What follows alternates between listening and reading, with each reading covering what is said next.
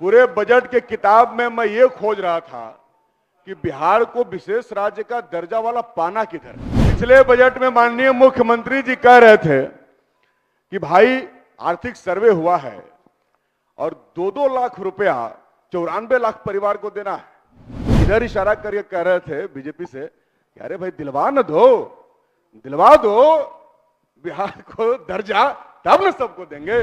तो गरीबी तय की गई है उस सर्वेक्षण में 6000 से नीचे के लोगों को, कमाने वाले लोगों को, जिनकी आबादी तकरीबन 94 लाख चिन्हित की गई और कहा गया कि 2 लाख रुपया 94 लाख परिवारों को दिया जाए। बजट में उनके लिए 1000 करोड़ रुपए का प्रावधान है महोदय। 1000 करोड़ रुपए में मात्र 50,000 लोगों को देंगे और देना कितनों को है? 94 लाख लोगों को, 94 लाख परिवारों को। अध्यक्ष महोदय, मैं जानना चाहता हूं, जो इतनी तारीफें कर रहे हैं, कहां से देंगे, कब देंगे और कैसे देंगे? तो लगा था कि जब आपके साथ चले गए तो उधर से खूब बोरा भर के पैसा आया होगा और 94 लाख लोगों को आप इसी बजट में 2-2 लाख रुपए दे देंगे, ऐसी हमें उम्मीद थी, लेकिन इसमें है महोदय। आरबीआई ने मना किया था। इलेक्टोरल बॉन्ड में सबसे ज्यादा पैसा महोदय बीजेपी को मिला और ये बताएं कि उस पैसे का क्या हुआ। महोदय, हम ये कह सकते हैं कि जो 3 विधायक इधर से उधर गए, ये उन्हीं पैसों से आपने खरीदने का काम किया है। बजट पर चर्चा हो रही है। अजीत जी आप बोलिए। मैं तो बजट का ये कॉपी देख रहा था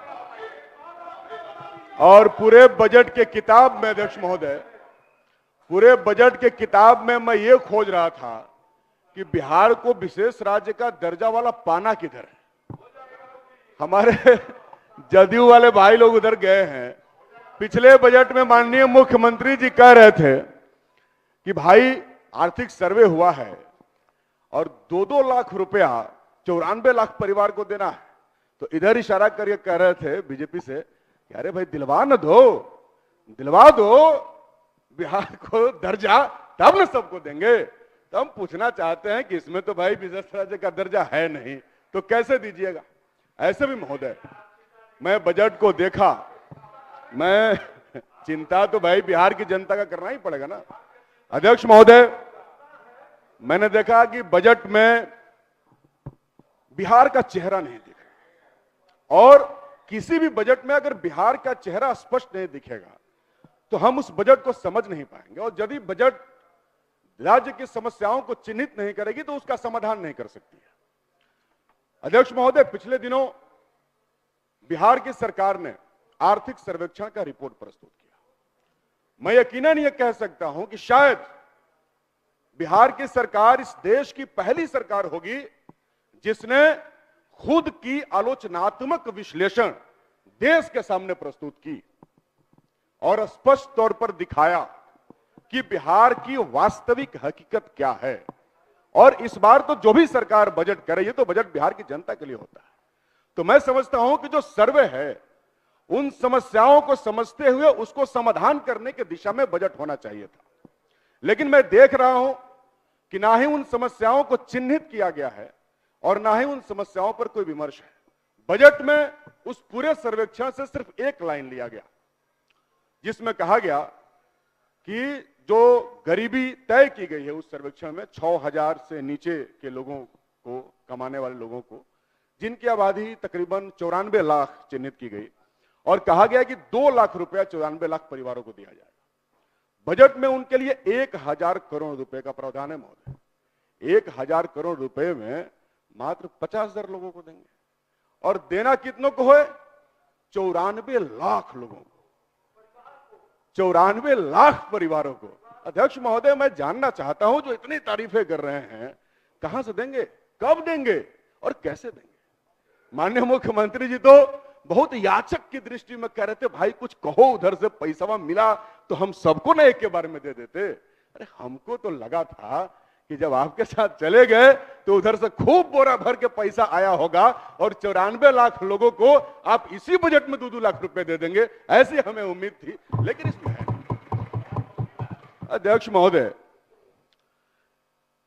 अभी शिक्षा, स्वास्थ्य, आवास, रोजगार, नौकरी, यही तो सवाल है बिहार। अभी पलायन पर बात हो रही थी, अभी उसी सर्वेक्षण में है महोदय कि बिहार से 53,72,000 लोग अस्थायी तौर पर पलायन किया है। और ये कोई आंकड़ा थोड़े है, ये तो हकीकत है जिसको इस राज्य के अधिकारियों ने, कर्मचारियों ने दिन रात मेहनत करके जुटाया है। इस आंकड़े को कौन झूठा ठहरा सकता है? वो तो सबके किताबों में है। 53 लाख से ज्यादा लोग पलायन में है महोदय। और गरीबी की समझिए कितनी ज्यादा है। शिक्षा की बात होती है, हमारे भाई लोग भारत को विश्व गुरु बनाते हैं।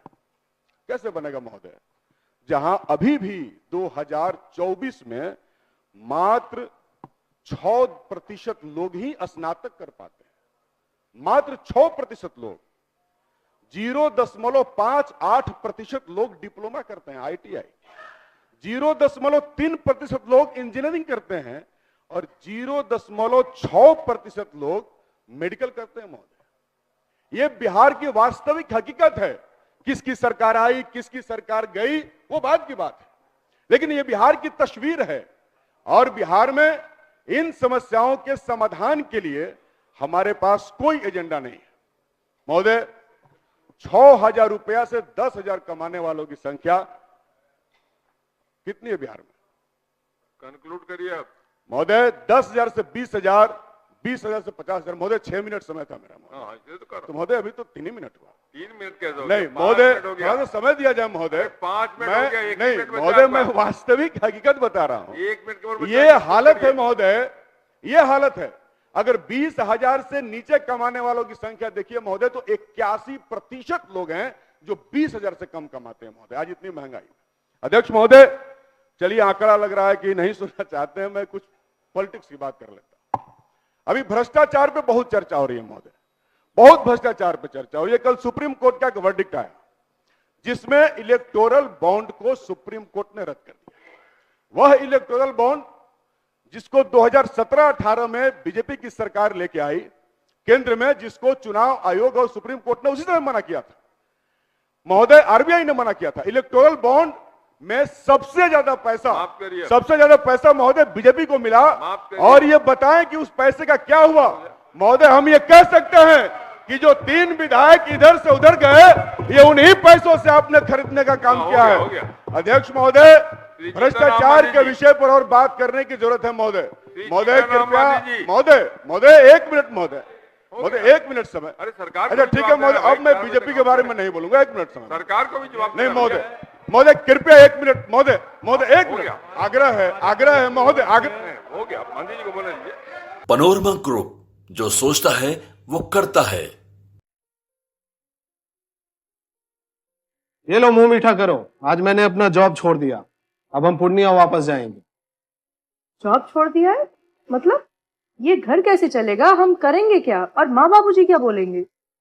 इसलिए मैं एक और मिठाई का डब्बा लाया। अपने बिजनेस के लिए लोन अप्रूव हो गया। अरे लोन अप्रूव हो गया वो तो ठीक है, लेकिन पूर्णिया में हम रहेंगे कहाँ? अपना घर भी तो नहीं है वहां। इसलिए तो एक और मिठाई का डब्बा अलग से लाया हूं।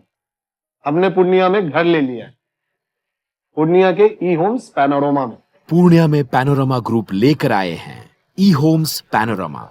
बड़ा घर, आलीशान जिंदगी और अत्याधुनिक सुविधाओं के संग। अरे अब क्यों मुंह मीठा करवा रही हो?